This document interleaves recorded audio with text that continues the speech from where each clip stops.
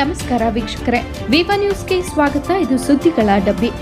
ಕಡಬಿ ಗ್ರಾಮದ ಸರ್ಕಾರಿ ಪ್ರೌಢಶಾಲೆಯಲ್ಲಿ ಸೇವೆ ಸಲ್ಲಿಸಿದಂತಹ ಶಿಕ್ಷಕರಾದ ಬಸವರಾಜ್ ಎಚ್ ಗಾಣಿಗೇರ್ ಇವರು ಸೇವಾ ನಿವೃತ್ತಿಯನ್ನ ಹೊಂದಿದ್ದು, ಇವರಿಗೆ 2004-5ನೇ ಸಾಲಿನ ವಿದ್ಯಾರ್ಥಿಗಳಿಂದ ಹಾಗೂ ಸಹ ಶಿಕ್ಷಕರಿಗೆ ಸನ್ಮಾನ ಕಾರ್ಯಕ್ರಮ ಜರುಗಿತು.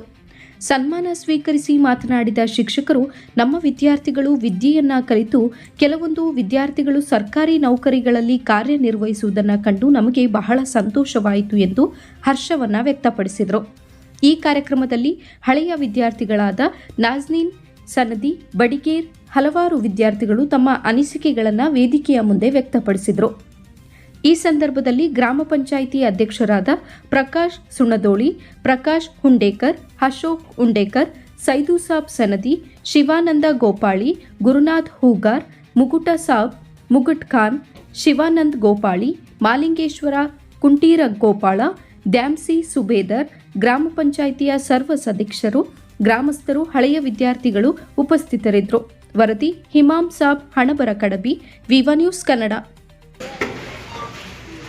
ಎಸ್ಪೆಷಲಿ ಕಾಂಗ್ರೆಸ್ ಅವ್ರು ಯಾವತ್ತೂ ನಮ್ಗೆ ಸುಬಾನೇನಾಗಿರೋ ಯಾವಾಗ ಸುಬ್ಬ ಅಂತ ಅದು ಅಷ್ಟು ಒಳ್ಳಾಟ ಅಷ್ಟು ಬಾಂಧವ್ಯ.